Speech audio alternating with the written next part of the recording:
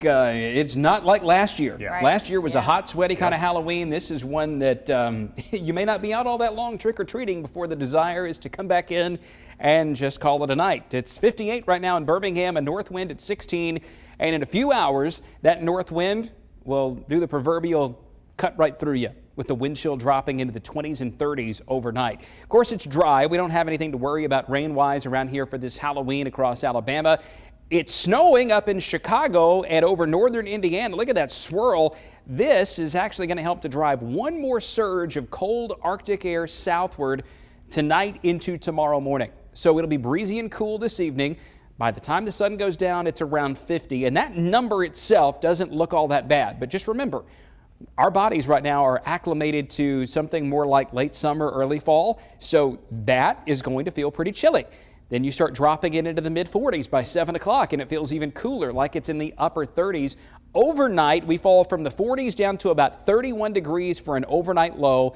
By tomorrow morning, the feels-like temperature, because of the wind, in the teens and 20s. Now, I think with the wind, we don't get that much frost, but some communities certainly will get some frost where it's able to go calm for an hour or two. Tomorrow afternoon, we warm up to about 55, so not quite as mild, especially south of Birmingham, as it was today. All the counties highlighted in purple, which is all of us, now under a freeze warning. Lows as cold as 25 to 27. Now, that's mainly north of Jefferson County. I would say parts of the Pinson Valley potentially could get that cold up into Blount, Cullman, Etowah, Cherokee counties.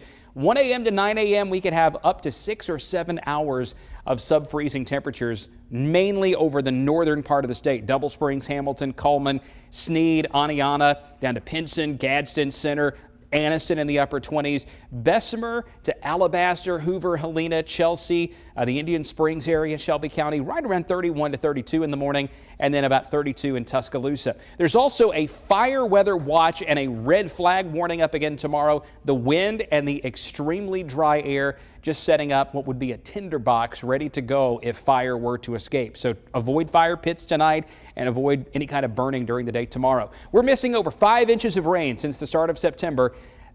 That's more than a month's worth of rainfall. To end the drought, we need 2.5 to 3 inches, and the odds of getting at least 1 inch of rain between now and November 14th, notice we're already drier than normal, I would say 10% or less. We desperately need some rain, but there is nothing out there for us through the weekend. It does warm up some, though. Chilly in the morning on Saturday. Saturday looks like a great college football kind of day. A cool morning, a warm afternoon, and a cool evening. Down in the upper 40s Sunday morning, the high about 76 on Sunday afternoon.